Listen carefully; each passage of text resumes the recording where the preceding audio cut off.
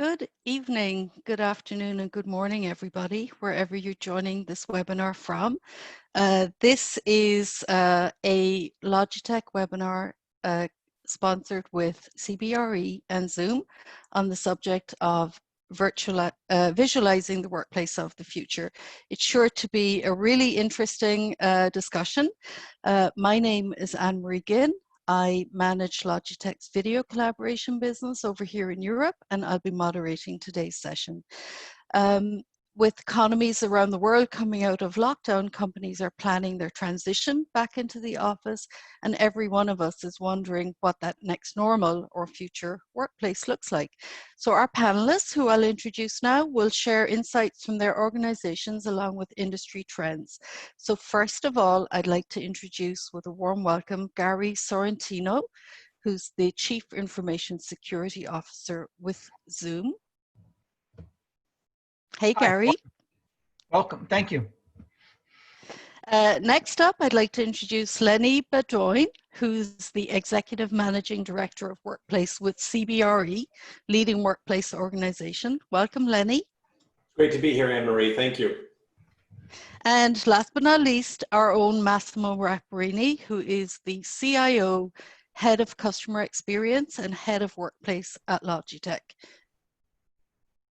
Welcome, hey Massimo. guys, nice to see you all, and hopefully you can hear me. I'm going to turn on my video right now. So nice to see everybody. And perfect. Thanks for having me. Yeah, I think you're also the person with the longest job title in the world. I just want to say that. Thanks. I hope so. Okay, so a couple of housekeeping notes. We have a Q&A box. Please go ahead and submit your questions. You'll find that at the bottom of your screen. And we will also run a short audience poll about halfway through the session. Okay, so yes, it's going to be a really good discussion. I think we're going to have some great insights, and I'd like to put the first question to Lenny. So Lenny, what are some of the big trends that you're seeing at CBRE, across the organizations that you deal with, your clients, companies who've started the return to the office or are preparing to do so soon? Anne-Marie, it's a great question. I'll start by saying that the return has been very gradual. If we look at the way the pandemic has occurred globally, Asia has led in the return to the office, followed by Europe and now in the US. But certainly the events over the last several weeks have led to a lot of uncertainty. What that means generally is we're seeing a very, very modest return to the office, but there's some things that are common across the world around how organizations are preparing. And I'll categorize it in two ways: facility readiness and people readiness.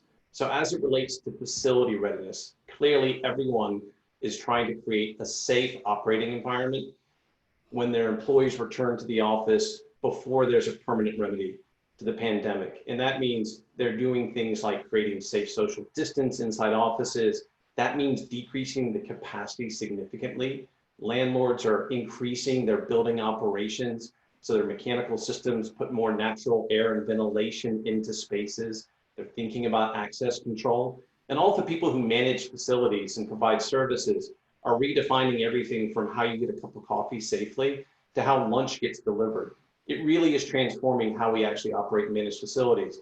But importantly, there's a second really big component, which is people readiness. Anything that we do inside our facilities to get them ready for people to return are meaningless unless people behave differently. So organizations are being really thoughtful about how they engage their workforce to understand who needs to come back. Early in this, we thought that would be staggered shift returns, other accommodations. What we're seeing that now really turn into is trying to find a way to get a minimum amount of people who need to work more effectively in the office back to work. But it also means preparing people, having dialogues with them about what will be different and what to expect. So organizations continue to prepare, but right now, certainly across the world, we're seeing a very modest return. Yeah, it's interesting. I think, we're seeing economies kind of come out of lockdown at different phases, and, what kind of regional differences are you seeing, in the timing, and what kind of learnings are you getting from, the countries and economies that have gone first? Well, it's interesting because an important note in this also is many people, many essential workers around the world have been working throughout this entire pandemic in their work environments. And so we've learned a lot about how to provision safely in those spaces. But again, what we're seeing is some of the lockdowns that have come actually recently in different parts of the world are indicating that there's no specific formula. And so most organizations are thinking very cautiously about this. I will say parts of the world where they're adopting stricter behavioral aspects of this, wearing masks, being really cognizant of social distancing, are probably seeing a more gradual and steady return. Places where there's less control or appetite to do those things, there's some real uncertainty around returning. And again, for us, what that means is none of our corporate occupier clients are looking to get ahead of when it actually truly is safe to return. So they're looking at guidance locally, understanding the conditions on the ground in those different places, but again, really planning for a very modest return to work in the near term. So slow and steady seems to be the watchword. Yep. Perfect. So question 2, I'd like to direct this one to Massimo. So how are you thinking about the workplace and workspaces differently for your organization, in this case Logitech? And what are you hearing from your peers in the field? Yeah, thanks, Mary. Anne-Marie, great question. I think, the general theme for me, I think, is acceleration. And if you think about the changes that are happening, really the acceleration seems to be the key word. And in some industries, take education, for instance, obviously things like online learning were already something people were exploring, but at a much slower rate. And now if you see how fast everybody's trying to transition to online learning, it's obviously a great example. I think if you look at Logitech specifically, we used to have a couple of years ago, we instituted a new national, at least in the US, holiday that we called, work from anywhere holiday. A little bit of a joke, but realistically, really to reinforce the fact that more and more people and employees are looking for ways that they can actually be productive wherever they actually have to work or need to work. And then, at that time, when we looked, for instance, internally, we had a pretty high adoption of video collaboration. We did something like 30,000 video calls a month. But if you look at now, since the Corona crisis, we've seen over 80,000 video calls a month. And so I think it's another great example of how people have shifted, and I guess the pace and the increase in terms of volume of shifting how you really look at how people work. I think when it comes to the space itself, our assessment is that you really want to rethink offices from just purely a quantitative type of space and a quantitative type of environment to something more qualitative, and focus on really the work that people need the office for versus they need to be in the office for themselves. As an example, within our four walls, things like labs or design workshops or just creating a social community kind of interaction space is really where I think the shift will go. And I think eventually, or all in all, one of the main things that we've also recognized is at the end of the day, we're seeing an opportunity to video enable more spaces than we were considering before. As in the past, the assumption was you're always going to try to connect two meeting spaces, meeting rooms, and kind of classic huddle spaces. Realistically, now you're looking to video enable pretty much everything where somebody can actually do their work, including outside of the office, right? And so it also broadens, I think, the whole concept of what is a workplace, what is a workspace, and think about how you can enable your employees to leverage technology, for instance, for video, even when they're not in the office, or we're on the move, or they could be at home. So I think those are, to me, some of the things that are really relevant, not only to Logitech, I think, but a lot of the other industries and peers and CIOs that I talk to as well.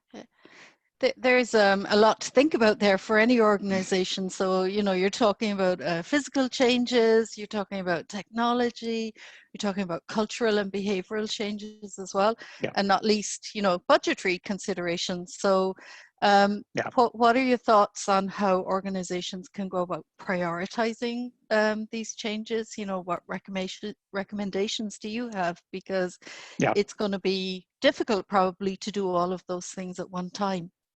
Yeah, totally. And I think, also reflects kind of what Lenny was alluding to, where you have these kind of waves as each of the different geographies and different companies are going through, realizing how they're trying to adapt to the Corona situation. I think, one of the things that I would like to use as a model is initially you just have this kind of response needs in terms of how do I actually keep my business going, how do I keep my employees productive.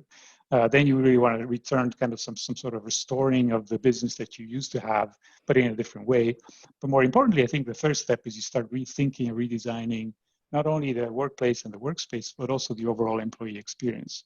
And when you do that, you really look for partners like your HR teams or people teams, business groups, and people that are actually designing or building products or doing some of the business work to understand what are maybe some of the kind of holy cows of the past that you couldn't really touch. Like, I need one desk for each of my employees. We need 100% occupancy. Realistically, rethinking and looking at options like flex desking to create more repurposed spaces, right, that are more applicable in the new normal. And I think when you do that, it's not so much a matter of, okay, all of a sudden I have to invest a lot more, or I need to find a stash of cash, but actually I can now repurpose some of the investment in the places where it's really going to be needed going forward. Yeah, excellent. So it's really about organizations taking a kind of roadmap approach to it, to kind of phasing the changes that they would make, and think about repurposing existing infrastructure or That's right. physical deployments, and adapt as they go. Perfect. So I'm going to pass the next question to Gary. So, everyone is thinking about re-entry to the office. So where are we with that in your view? How do you define the current state of play? And what do organizations need to think about now as they start developing concrete plans? We look at it as we came from a work-at-work organization to a living at work organization, which is basically working from home, to what I like to coin as evolving at work. And I think the reentry stage is really more about experimental. And so companies are doing it, as my two colleagues said, in a very cautious approach. And so I find companies doing it one of three ways. Let's get people back to work and let's work the old way. I think most of those guys are failing. That's not going to work.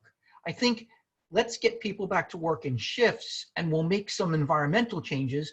And I think that they're not going to succeed because too many people have gone back to work and have reversed the decision. Look, if I'm going to work and I have to go through, we had a CIO from one of the large universities say it the best way. On Friday, I got up at 7 o'clock in the morning. I did 10 Zoom calls and I was done at 8 o'clock at night. I went home and I went to bed, whatever she did. On Monday, I had to go to work. So I got up early because I had to get dressed, right? I had to put on regular clothes, work clothes. I had to commute to work. I did 7 or 8 video calls and then I went home. She goes, I'm never going back to work again because nothing changed for me. There was nobody on the floor for me to talk to. And so those are kind of failing. I think the companies that are really looking forward are taking lessons from this. And they're deciding, we didn't have a choice to get to where we are. But we have a choice about how we go back. And I think the companies who are really trying to say, how are we going to become the company of the future? And I think the company of the future in this reentry is really taking in lessons from what works and what doesn't work, listening to their employees. I think the value of listening to the employees. Now, a lot of people did surveys. And like Zoom, like every other big company, we have all these research analysts that are giving us all these surveys. Great, they're all published in May, which means that they probably got the data from February. Well, I don't know about my colleagues on the panel, but I have changed completely my thinking about returning to work from February. As I'm sitting here in July, what I thought in February is just not where I want to be. And so I think the companies that are consistently taking input from their employees and they're reevaluating not only the workspace, but the work. Thinking about, why does this job have to come back, right? Let's start out with that clean white chalkboard, that whiteboard. Let's figure out how we can redesign our company where we can value this extra productivity we got. And we're getting productivity for a couple of reasons. Well, work was 9 to 5. Now work is from the time you wake up to the time you go to bed. And it doesn't matter because when you hear that bing on the work computer at 10 o'clock at night while you're watching TV with the family, the sensation to go answer the mail is there. And so how do we continue to have this productivity, this collaboration, this innovation?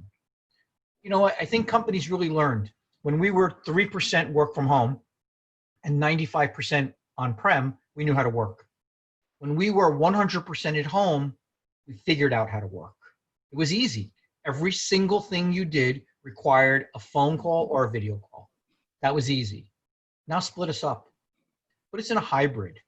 Let employees start trying to figure out how to be productive again. And what I find is that the companies that are just allowing that to happen, you know, you're an A week, I'm a B week, are finding that they're tearing teams apart. Teams that became very collaborative and innovative. Teams that hoarded information and are now sharing information. That we're going back to the one-to-one. And that the teams that aren't in the physical work are feeling a little left out. And the teams that are going to work feel very obligated to let the people back at home know what's going on.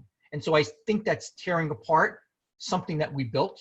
And so the companies that are really looking at what they're doing and evaluating it going forward, I think are going to be the next successful companies. Yeah, I think that's a a really interesting insight that you have there, Gary, around the dynamics within the workplace and how all of that changes going to this hybrid model. So I think there's a lot for organizations to think about there. There is actually an interesting question coming up from one of our panelists now, or sorry, one of our audience members, and I think it's very relevant to what we've been talking about, the return to the office. So John is asking here, as places are opening up slowly and there is a slowdown in COVID in many places, wouldn't this be a good time to implement plans and start enabling employees to be productive if and when there is a second wave? So what are your thoughts about preparation for a second wave? What can we learn from, the first run through, if you like? Just taking off from the first question you gave me, I think that we need to enable people the way they want to work, right? I think that's the first thing. And so whether it's a first wave or a second wave, we need to sit down with our staff and just enable them the way they want to work. That's the first thing, because regardless of waves, people aren't going to come back if they can't figure it out. I think the second thing is embracing their values. Before we bring people back, we have to understand what is going to make them come back and how they've changed. My work-life balance, my work-life challenges, and my whole outlook on the future of my career and where I work has changed a lot. And so I think that unless we figure out how people want to work, what is their true value, not a poll, what is their true value system, right? Where do they want to see careers going forward? And until we surround them with the technology to make all of this work so that they can be collaborative, they're not going to go back to work, whether it's a first wave, second wave, third wave. They're not going to go back to work until they feel safe and productive. Because if safe and productive is home, it doesn't really matter what's going on outside the house. That's just my opinion. Yeah, that's really great. Yeah. Thank you. I was just going to add to Gary. I think the other aspect is for sure when you think about technology and, speaking as a CIO of Logitech here, I think there are things that, like Gary was saying, regardless which wave we're in, you're going to at some stage have to face that you want to have an infrastructure and a technology landscape that allows all the things that Gary said, that people are looking for in terms of how they work. And so I think there's no better time than now, if you hadn't done it already, to really think about what are these long-term things that are going to pay off in the short term, but are also going to be really valuable in the long term. Yeah. One of our other audience members has given another very interesting and related question, and that's about, remote working. Remote working has become a new normal, and the question here is being asked about HR policies. Now, and our panelists are, more in the IT and workplace area, but it'd be interesting to hear your thoughts on HR policies changing to support remote work.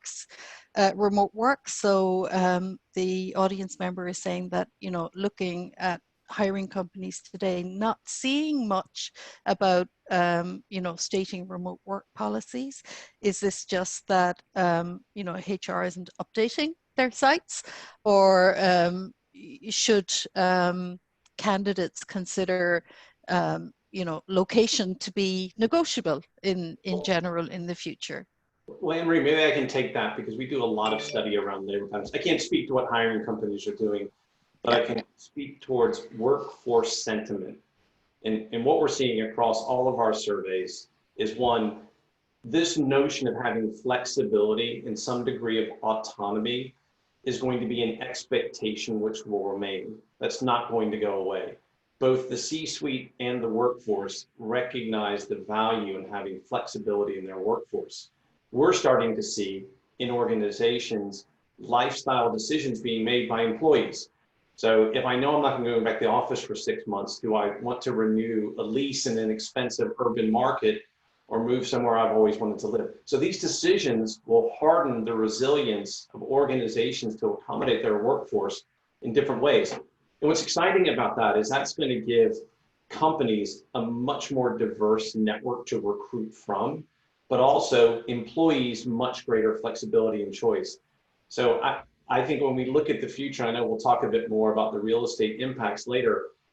The idea of having a much more agile and flexible lifestyle, both at work and away from work, is an expectation that I think will remain. But I think I want to add one thing to that. More and more companies, I'm in the New York market, more and more companies are now advertising full-time work from home positions. These are the companies that have actually looked at their jobs and said, this job does not need to come back to a physical place. We can open up the talent pool to virtually anywhere. If you want to work, I work for a West Coast company with an East Coast locality. I decide if I'm going to work the shift in hours or not. And so we're seeing some of the largest New York companies now advertising full-time work at home positions because they have taken jobs and said, this will no longer, remember we talked about those high-performing companies? Those high-performing companies have done the analysis of their jobs and said, which job as we go forward can we hire? And can we get the right talent now?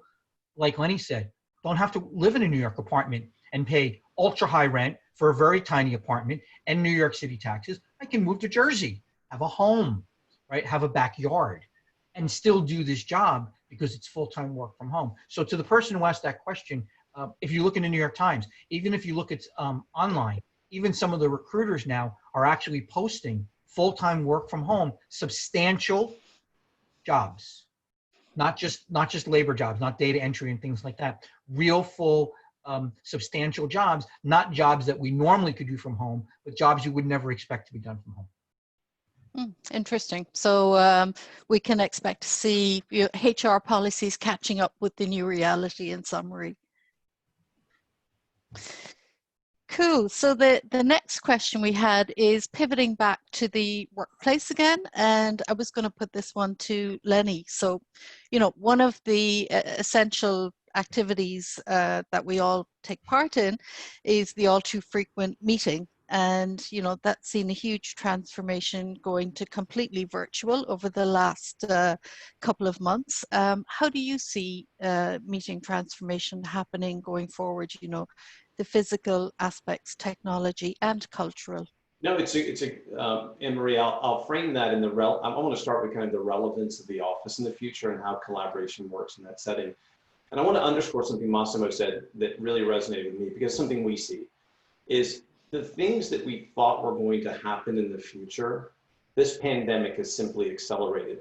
And that's true in the technology domain, and it's also true in how people think about and operate their workplaces.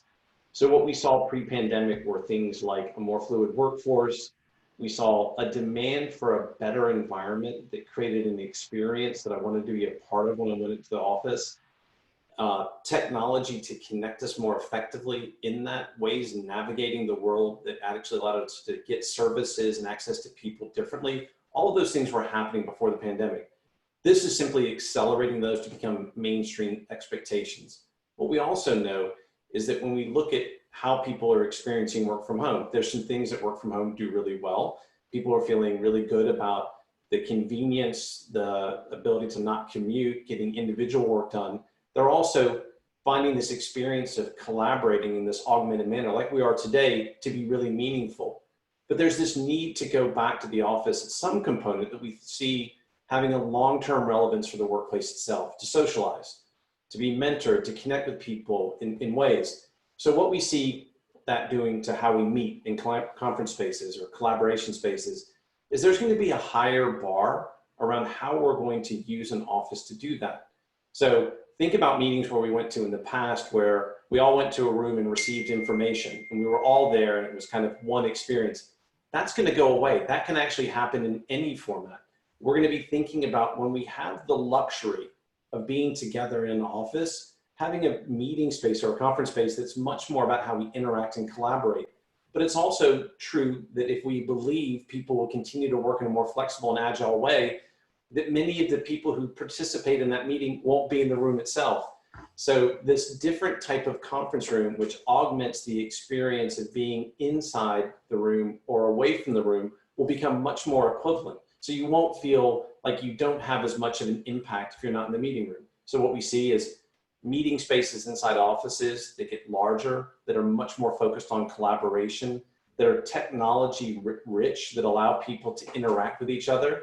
And one of the things that we've truly learned in this experience is that having meetings where we can share information, data, experiences in an augmented capacity so that we have both an analog version of interacting with each other physically, but also augmented digitally, I think is going to be an expectation. And everyone has learned how to operate in this environment, and that will simply carry back to how we design conference rooms in the future.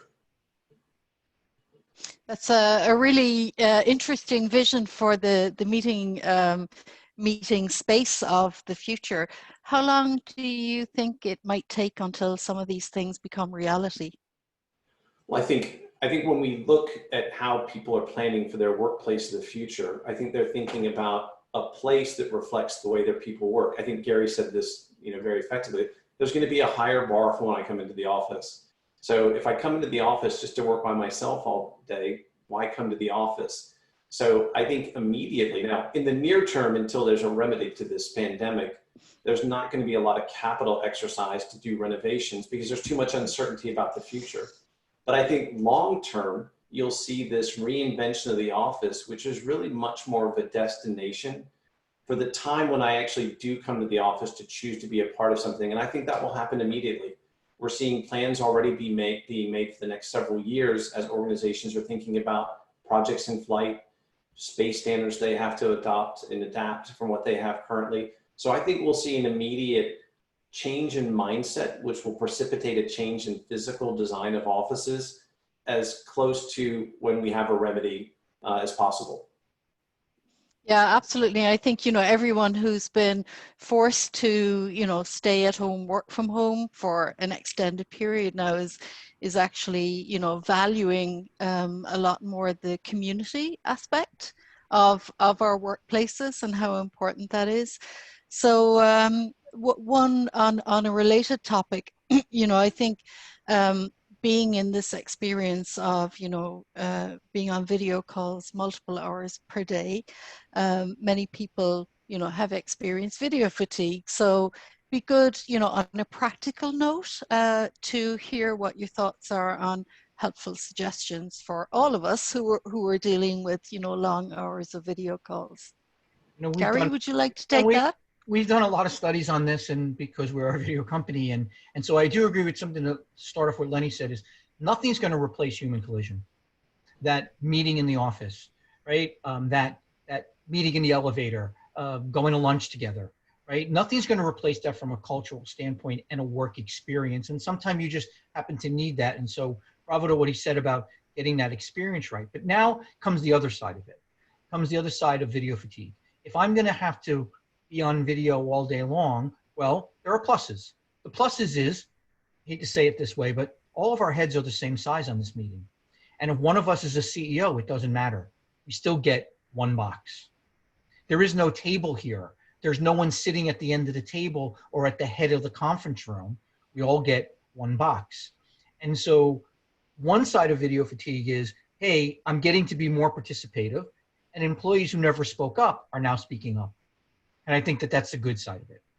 The other side with video fatigue is that it's more mentally challenging than people think. Some of our studies show, and probably, hopefully everybody's going to smile when I say this, the person you look most at when you're on a video call is yourself. And you don't realize how mentally challenging it is because you're trying to watch the speaker, and sometimes you're trying to catch the box, right? And that's a mental challenge. But 40–50% of the time, you're checking your box to see what you look like. And we don't realize how mentally challenging it is for your mind to keep switching. And you're primping the whole time you're there. You don't even realize it, but it's like looking into a mirror. And so some of the things we came up with was, one, you don't have to join every video call via video. You can get just as much value if you're a participant. Look at us today. We're a webinar. We are 4 people who have the benefit of having our camera on, and another 30 or 40 we can't see them. And at the end of the day, they could easily shut off their camera or just have their headset on and do something concurrent. What do we call that? Multitasking while they're listening to us. So not attending every video call over video is one way to look at it. And you can always shut your camera off and not look at yourself. The other thing is you could start exercising chat more, because some questions don't have to be answered right now. And you could exercise even Zoom phone, and imagine this, go back to the old fashioned way of talking, picking up a phone and actually calling people like we did for the first, since the phone was invented, and things like that. And also vary what you use. Like the most collaborative tool before COVID was probably email. And so let's figure out, we don't always have one tool. We have many. We didn't go to Home Depot and buy a hammer and that fixes our whole house. We bought the hammer, we bought the screwdriver. We bought a various set of tools because a different tool. And I think that people have to learn to readjust now to get back to using the right tool for the right job. And some of that will help with this video fatigue, which some companies are carrying back into the office, as Lenny said, I think, and Massimo said, and if you're going to go to the office in the same experience as sitting on your couch, why go to the office? Yeah. Hey, maybe just to add something that Gary said as well, as say is, I think that's where technology is also probably at the cusp of what it will be. If you look at it 2 or 5 years from now, which is really kind of the equivalent of today on your iPhone, looking at how much screen time you've spent. There's all these, let's say, sophisticated analytics that will be developed, I predict, that will really help you manage also how are you dealing with this new kind of way of collaborating. Right? So if video is pretty much the medium that you use most of the day to collaborate, then how do you get the right analytics, the right information, the right insights to help you coach and kind of guide, what's the right level of, let's say, video fatigue that you should try to avoid, right? So I think you'll see a lot of that intelligence appear as well, and that will help, I think, everybody as they transition to this. Definitely. Yeah, and I think there's a very human factor here as well. I know it's something that Gary has spoken about previously, and this point is made by our audience member, John. So, just setting up, it doesn't always have to be a meeting, setting up a video lunch meeting with the team. Don't talk about work, just have a video social with your team, talk about your families, show your pets, or let the kids come on the call. So I think that's really important as well to remember that aspect. One of the things we see are people doing, and I do work for a video company, but there are non-video things you can do. And I just thought I'd give this quick story about a very forward-thinking CEO. He set up a 90-minute webinar with his whole team, his whole company. I don't know, 10,000 people, 90 minutes, mandatory. Everybody clear your calendars from 9 to 10:30, Monday morning, Tuesday morning, whatever day, mandatory. Everybody thought they're going to hear great words of wisdom. He got on and he said, there's no webinar. I want you to shut off for 90 minutes and go hug your kids, walk the dog, go for a walk, have an extra cup of coffee. But for 90 minutes, this company is not working. Yeah. And he got them off of video, and he just got them to, because, maybe you're the workaholic, but you couldn't work with your teams because somebody on your team was following what the CEO said. And that was one of the things to prove to people, you can shut down during the day. You don't need to be plugged in from 7 in the morning till 10 at night, 100% of the time. Perfect. I think it's a great suggestion. Massimo, maybe you could have a word with Bracken for everyone at Logitech. Yeah, watch out who's all listening to this call. Let's see if we plant the right idea. Perfect. All right, let's see if we have any other questions coming up. I think we're coming to an end. And yeah, one of the other, I think, pretty real impacts that there have been over the last couple of months for many employees is isolation. Working from home all the time. people have different situations, you know, maybe their home space isn't ideally equipped for work. Maybe they live away from their families. You know, what can companies do to help employees, you know, deal with that isolation impact to remain productive and upbeat during that time? It's less a technology question, but I suppose more of, you know, a human impact question. Any thoughts on that? You know, companies are doing a lot with upskilling now, right? This is a great time for your employees to learn a new skill, to get to that next level of their career, and to give them time during the day to do that. I know you said isolation impact just with families, but you know, a lot of employees are facing isolation impact from work because they feel that when I'm at work, at least when I'm sitting there, if something important happens, I'll know. People will yell, people will scream, there'll be big meetings, someone will rush by. But when I'm home and I'm not on a video call, I am completely isolated from my company. I'm you know, on a tether. I'm not getting content. I'm not getting information. Even if I'm a task worker, I'm not getting that something's going on. And so I think a lot of companies are working towards upskilling, which I think is a perfect time for that, is to get people to start thinking about not isolation impact, but using this time to better myself, learn to play the piano, right? Play the guitar, right? Upskill in my own career.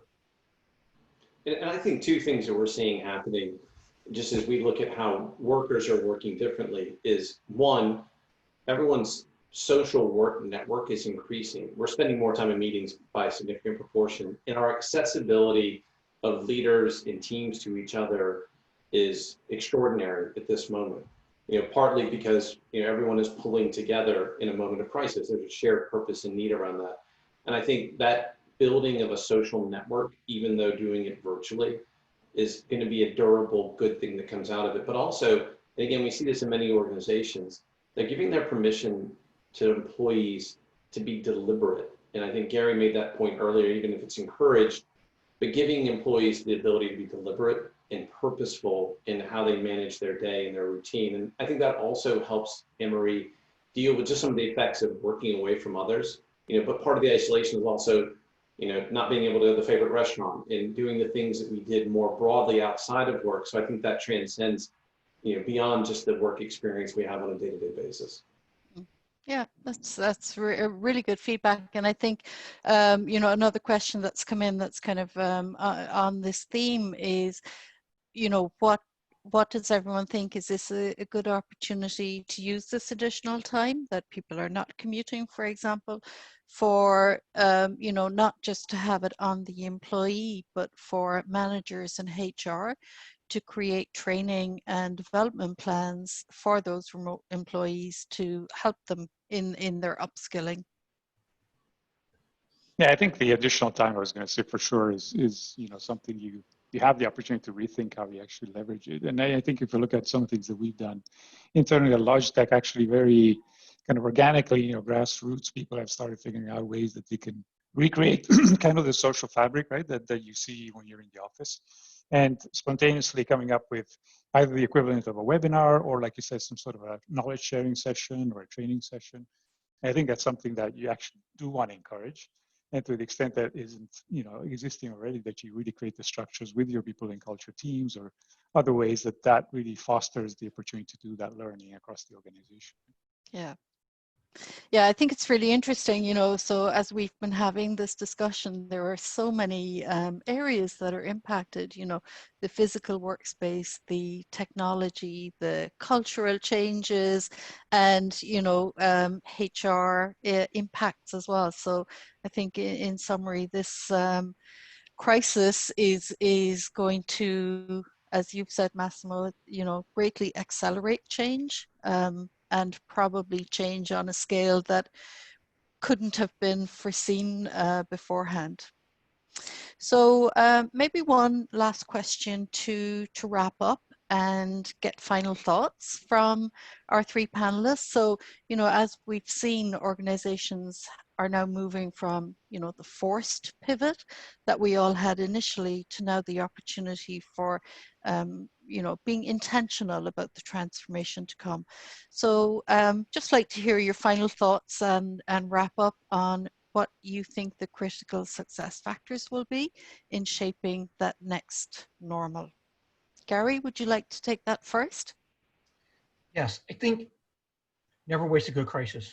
And I think at this point Yeah. now, right now, we need to work with our employees to understand what the employees want and need, balance them with the needs of the company, and provide the platform, whether it's technology or physical space or something, to make both our employees successful, productive, innovative, meaningful, as well as the company. And we're never going to get another reset like this. And so now's the time to do things that most companies, 6 or 8 people in a boardroom decide on what's going on. Well, now let's make it the whole company. And let's take the challenge, be that high performing company, work hand in hand with our employees to set the direction of the company going forward. And let's not lose that opportunity. Perfect, thank you. So I'll pass to Lenny for your wrap-up thoughts and any other inputs that you have. Yeah, well, there was a few questions just around work environments in general and around the future of real estate, which I'll try and address. But I'll kind of headline this by saying, pre-pandemic, there were inspiring places to go to work, and there were places that weren't so inspiring. In a world where things are shifting to have more flexibility and autonomy among workers, that's simply going to create a higher bar of employee expectations around how they come back to work. I like to think of it as organizations will think less of their employees, less as their employees as employees, and more as consumers of the experience they create.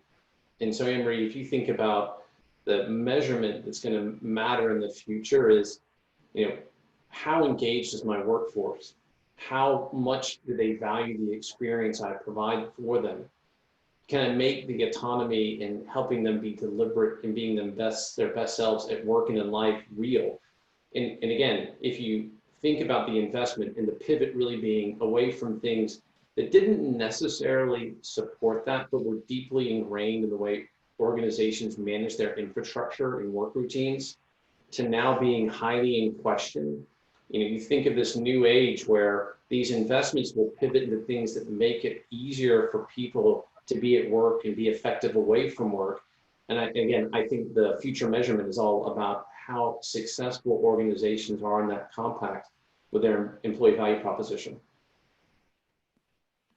That's really good. Thank you, Lenny. Massimo, any wrap-up thoughts from yourself on this future transformation? Yeah, hard to beat everything Lenny and Gary already covered, but just a few additional thoughts as we were talking about kind of this opportunity. I think with putting my CIO hat on, I think, one of the things, and I think it was a question of somebody about how does the way you actually do sales calls change, right? And if you think about business more broadly, I think we're seeing the shift to digital.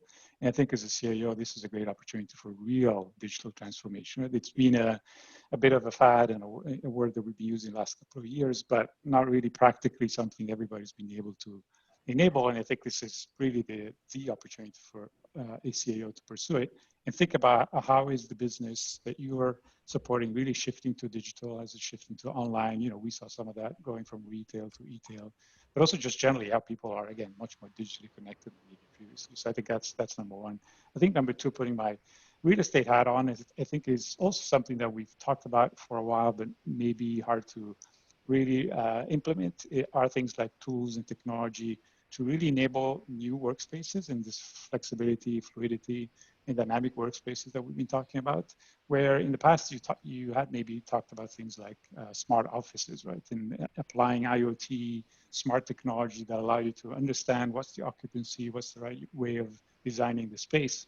Now there's a huge opportunity to truly, really leverage that and figuring out how you can create this dynamic, fluid workspace versus something that's very static and fixed on the number of people being in the office.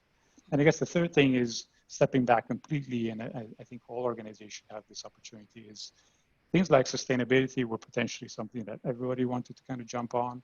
But if you look at travel as something that was almost kind of expected in many business contexts, is now a great opportunity to really address how do I improve sustainability and have a positive impact on the environment by being able to reduce some of my travel footprint.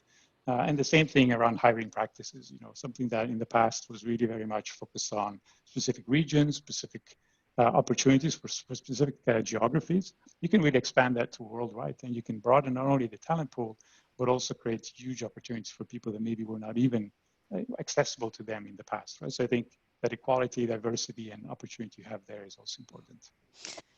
So Masso, I think you're raising some other fantastic points there, probably the subject of another yes. webinar around sustainability and, diversity and inclusion. But, I think in summary, this current crisis is really so transformational for the way we work. It's certainly interesting times and, difficult for many people who've lived through the crisis, but I think very exciting, the developments in the workplace as we come out the other side of it. So I think we're at time for today, and I just wanted to thank our panelists. So thank you, Gary.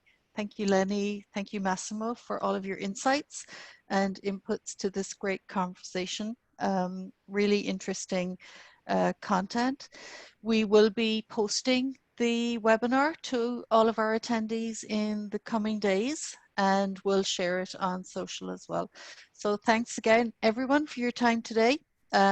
Great conversation. It was a pleasure to speak to you. Thank you. Thanks, Anne-Marie. Well, thanks, everyone. Thank you.